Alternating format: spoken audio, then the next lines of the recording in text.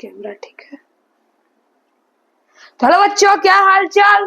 तो मैं आर्यन राज लेकर आया हूँ आपके लिए एक नया वीडियो हमारे इंग्लिश सब्जेक्ट का।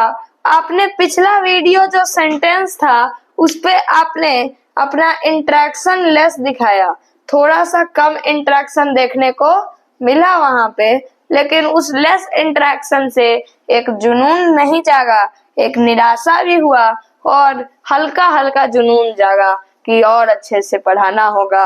अब हमें मेहनत बच्चों के ऊपर और करना होगा, नहीं तो बच्चे हमें पसंद नहीं करेंगे और फिर हमें दिक्कतें आएंगी। तो हम आपके हित में हैं, आपके लिए हम लोग आपको बहुत सारे फैसिलिटीज प्रोवाइड कराना चाहते हैं और उन सभी फैसिलिटीज में से एक है एक क्वालिटी एजुकेशन प्रोवाइड कराना। आपको हम एक फैसिलिटी प्रोवाइड करते हैं जिसमें हम आपको क्वालिटी एजुकेशन प्रोवाइड करते हैं। तो एक बार देख लेते हैं वीडियो सही चल रहा है। कैमरा का प्रॉब्लम हमेशा सुनने को मिला है कि वीडियो सही नहीं रह रहा है, तो इस वीडियो में थोड़ा सा आपका कुछ तो किया गया है जिससे इम्प्रूवमेंट आए। अब देखते हैं कि क्या रिजल्ट रहता है इम्प्रूवमेंट में। तो पंचुएशन साइंस हमारा बेसिकली एक चैप्टर है जिसको हम लोग पढ़ने वाले हैं और यह चैप्टर आपके जुलाई मंथ के सिलेबस में है। अगस्त मंथ का सिलेबस अभी डिक्लेयर नहीं किया गया है, एक अभी तक हैज नॉट डिक्लेयर्ड, लेकिन जो सिलेबस रहने वाला है वो होगा वर्ब और वॉइस। यही दो चैप्टर आपके सिलेबस में रहने जा रहे हैं, वर्ब एंड वॉइस। ये दो चैप्टर आपको अगली बार पूछे जाएंगे टेस्ट में, यह आपका सिलेबस होगा। आपको हम बता दे तो आपका शेड्यूल आपको बता दिया गया syllabus of July month and exploring new batches वाले वीडियो में। डेट शीट यह वो आपका चला गया है, यूट्यूब के कम्युनिटी पोस्ट पे भी चला गया है कि क्या डेट शीट है, कितना दिन तक मतलब दे सकते हैं, मतलब क्या टाइम पीरियड है जिसके बीच हम दे सकते हैं टेस्ट, कितना टाइम मिलेगा उस टेस्ट को अटेम्प्ट करने के लिए, क्या सिलेबस रहेगा, कितना क्वेश्चन रहेगा, कितना से कितना क्वेश्चन तक क्या रहेगा, मार्किंग स्कीम, कुछ चैप्टर से सिलेबस, यह सभी आपको बता दिया गया है। अगले टेस्ट से, अगले मंथ के टेस्ट से मैथ्स एंड साइंस में 10% ऑफ मार्क्स के असर्शन रीजन मिलेंगे।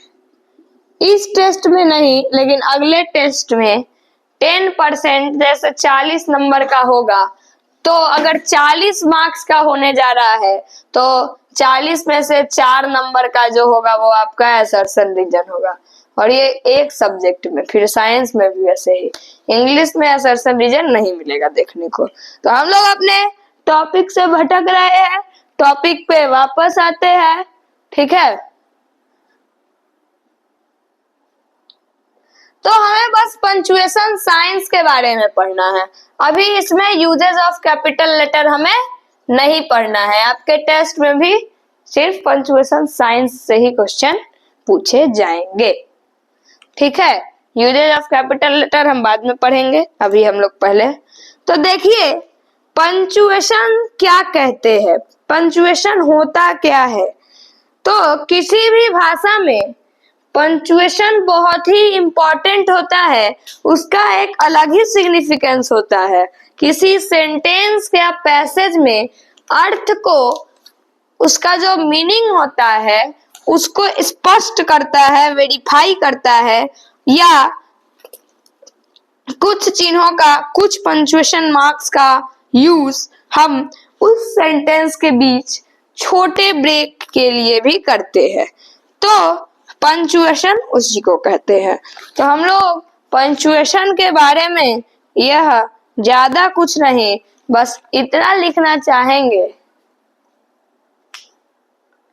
इसके आगे हम लोग इसके लिए लिख दिए है signs. Signs used in a language, signs used in a sentence और अ पैसेज, राइटिंग सुधारना पड़ेगा, to clarify its meaning and suitable breaks, signs used in a sentence or passage and बस इतना पहले लिखे। साइंस जो सेंटेंस को उसके मीनिंग को या ऐसे लिख सकते हैं, it is used in a sentence, ये पहला, ये हो गया यूजेस इसका। दूसरा लिख सकते हैं, it is also used to show the suitable breaks between words in a sentence while reading या pronouncing while reading or pronouncing it। ठीक है, फिर इसका एग्जाम्पल लिख लीजिए, फुल स्टॉप, कॉमा, etc। देखिए यहाँ पे भी मैंने यूज किया है, ये देखिए यहाँ पे full stop. It is used in a sentence और passage to clarify its meaning, यहाँ ये फुल स्टॉप हमने यूज किया है, ये भी एक पंचुएशन साइन है। ये देखिए हमने नीचे भी यूज किया है उसका। It is also used to show the suitable breaks अच्छा से लिख देते हैं क्या, breaks between words in a sentence while अच्छा से लिख देते हैं, बच्चे लोग को लिखने में आसानी होगा। while reading और pronouncing it, यहाँ भी देखिए, यहाँ भी आपका फुल स्टॉप है जो कि पंचुएशन साइन है। फिर यहाँ देखिए, यहाँ देखिए, यहाँ आपका कॉमा है। यहाँ हमने बोला एग्जाम्पल में, ऐसे तो हमने नहीं बोला एग्जाम्पल फुल स्टॉप कॉमा, हमने ऐसे बोला example full stop comma. Comma short break के लिए हम लोग यूज करते हैं, ठीक है। तो हम लोग अभी उस चीजों के बारे में पढ़ेंगे। इसको आप वीडियो पॉज करके लिख लीजिएगा। चलिए अगला है, देयर आर 10 पंचुएशन, साइंस लिखिए, मार्क्स लिखिए, सेम बात है, साइंस मार्क्स, पहला, दूसरा, तीसरा, चौथा, पांचवा, छठा, सातवां, आठवां, नौवां, 10वां। इधर उसका नाम लिख देंगे, इधर उसका सिंबल लिख देंगे।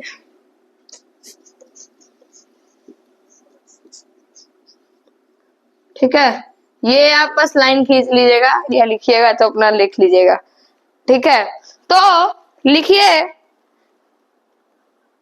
मतलब और होता है इससे भी ज्यादा, लेकिन मतलब बोला जाए तो मेन यही है in English,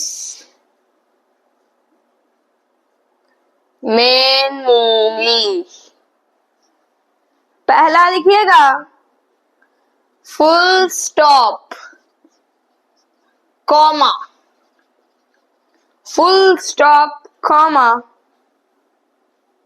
semi colon, semi colon, colon, question mark,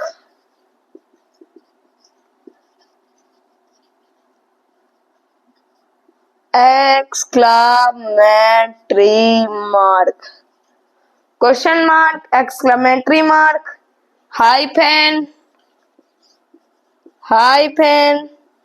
dash, apostrophe inverted comma यहां लिख लेंगे। उम्मीद है आपको ये भी दिखाई दे रहा होगा। एक बार देख लेते हैं। हाँ, दिख रहा होगा। चलिए इधर से देखिए, फुल स्टॉप को हम लोग ऐसे डिनोट करते हैं। यहाँ गोल कर दिए, उसके बीच में लिखेंगे। मतलब डिनोट ऐसे ही करते हैं, आपको समझ आए उसके लिए हम लोग, अब दिख रहा होगा। कॉमा को ऐसे डिनोट करते हैं, सेमी कॉलन को एक ही तरह का होता है, दोनों बस छोटा सा डिफरेंस होता है। सेमी कॉलन को हम लोग ऐसे करते हैं और कॉलन में दोनों यहाँ पॉइंट ही होता है। देखिए इजी। सेमी कॉलन ऊपर फुल स्टॉप, नीचे कॉमा, कॉलन ऊपर फुल स्टॉप, नीचे भी फुल स्टॉप, क्वेश्चन मार्क को जो हम एक क्वेश्चन के लास्ट में है, एक्सक्लेमेटरी मार्क को जो किसी चीज का एक्सप्लेनेशन। अब हाइफन और डैश ये भी एक ही तरह के होते हैं। ये ऐसे छोटा, ये थोड़ा बड़ा। एपोस्ट्रोफी जैसे लिखते हैं ना, राम्स बुक, तो ये एपोस्ट्रोफी एस उसको बोलते हैं, तो ये एपोस्ट्रोफी है, उसके आगे एस लगाया जाता है। इन्वर्टेड कॉमा दो तरीके से लिखा जाता है।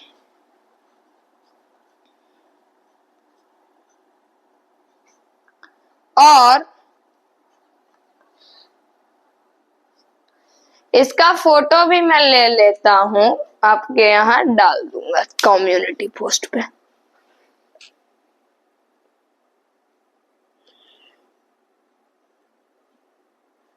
खींच पाया कि नहीं मैं पता ही नहीं चल रहा है।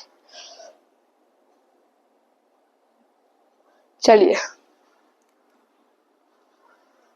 अब आगे हम इनके यूज के बारे में पढ़ेंगे, लेकिन लिखेंगे नहीं। ठीक है, लिखने के लिए आप लोगों को इसका फोटो ले लिए है। लिखने के लिए हम कोशिश करेंगे कि टेस्ट के बाद आपको नोट्स मिल जाएगा। नोट्स आपको कोशिश रहेगा, कंफर्म नहीं है, कम्युनिटी पोस्ट पे दे देंगे। क्योंकि ये समझ लीजिए भाई, लिखना जरूरी नहीं है। आपको अगर सब समझ में आता है तो आप कॉपी मत बनाइए। आप बस, आपसे कोई पूछे तो आप उसको बता सके इतना रखिए। हाँ, आप अपना जाके स्कूल और अपने जो कोचिंग में पढ़ते होंगे वहां ये बात नहीं करिएगा। ये बात मेरे पास होता है कि वैसे मैं जानता नहीं हूँ कि कौन कौन मुझसे पढ़ते हैं, लेकिन जिनको आता है सब कुछ, या यहाँ एक बार मैंने बोल दिया, उनको एक बार में वन टाइम परमानेंट लर्न हो जाता है। उनके लिए यह सलाह है कि आप कॉपी नहीं बनाइए, नहीं लिखिए। क्या मतलब है, बस क्वेश्चन प्रैक्टिस हो तो आपको आना चाहिए क्वेश्चन। टेस्ट हो तो मार्क्स आना चाहिए टेस्ट में। जैसे टेस्ट मोड पे जो अभी टेस्ट होगा उसमें नंबर आपको आना चाहिए। और फिर आपसे अगर कोई टीचर नहीं, आपका पेरेंट्स नहीं, कोई स्ट्रेंजर भी आपसे अगर, या कोई भी पूछता है आपसे, आप गाँव गए वहां के लोग पूछे, तो आप उनको आंसर देने के कैपेबल हो पाए, कैपेबल टू गिव आंसर। क्योंकि अगर आप यहाँ परमानेंट पढ़ते होंगे तो आप कुछ खराब करिएगा पढ़ाई के मामला में, ऑनलाइन एजुकेशन ले रहे हैं यहाँ से, तो वो अच्छा नहीं पढ़ाता होगा टीचर। ऑनलाइन में क्या ही पढ़ा लेता होगा, 13-14 साल का तो बच्चा पढ़ाता है। लेकिन अगर आप कुछ अच्छा कर लीजिएगा, खराब नहीं करिएगा, तब क्या, किसको पता आप कहाँ से पढ़ते होंगे।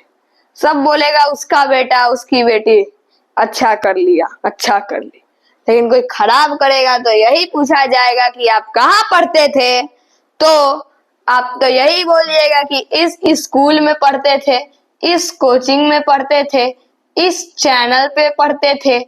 इस चैनल पे आपको बता दे, इस चैनल पे आपको जितना क्वालिटी एजुकेशन हम प्रोवाइड करवाने का कोशिश कर रहे हैं, उतना मुझे नहीं लगता है कि कोई और स्कूल या कोचिंग करवा पाएगा। थोड़ा बोर्ड हिला है तो कैमरा में भी बोर्ड का पोजीशन हिला होगा, इधर से ठीक है, इधर से भी ठीक है। चलिए, तो हमारा पहला क्या था? Full stop. फुल स्टॉप था, नाम लिख ले या सीधे सिंबल लिखते हैं, याद आएगा तो पूछ लेंगे उस time. Full stop, comma, semi colon, ये था क्या? कॉलन, क्वेश्चन मार्क, अब 5 इधर, exclamatory mark, dash, sorry hyphen, dash,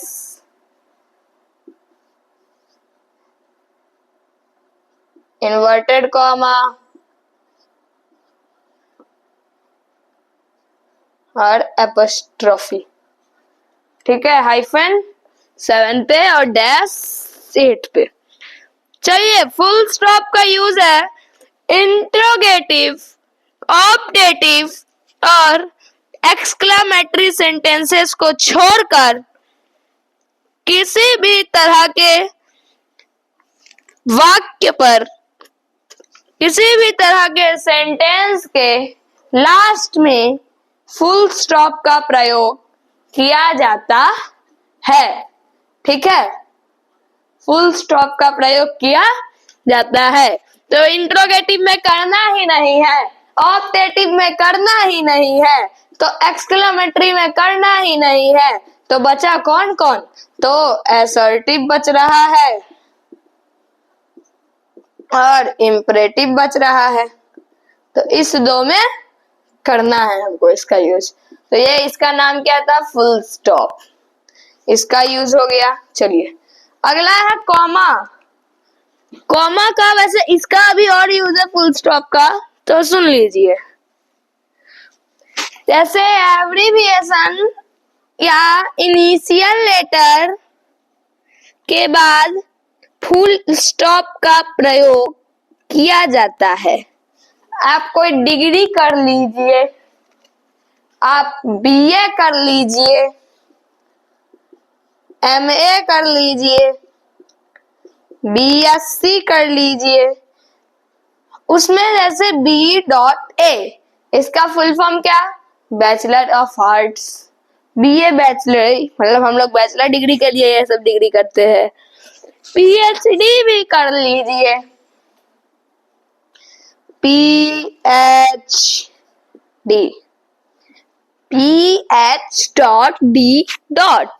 फिर मंथ के भी नाम में लगता है, MLA में भी लगता है नवंबर, मंथ के नाम में ऐसे NOV.DEC. ठीक है, आप NCC N.C.C, ठीक है। जैसे डीएवी में बहुत बच्चे पढ़ते होंगे, मैं खुद डीएवी का स्टूडेंट हूँ, तो D.A.V.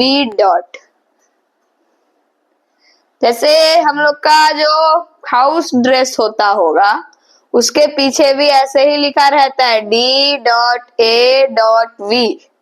हाँ, किसी किसी पे DAV सीधे लिखाता है, वो ग्रामेटिकली मिस्टेक है, क्योंकि डीएवी का भी तो फुल फॉर्म है, क्या है? तो दयानंद एंग्लो मंगे।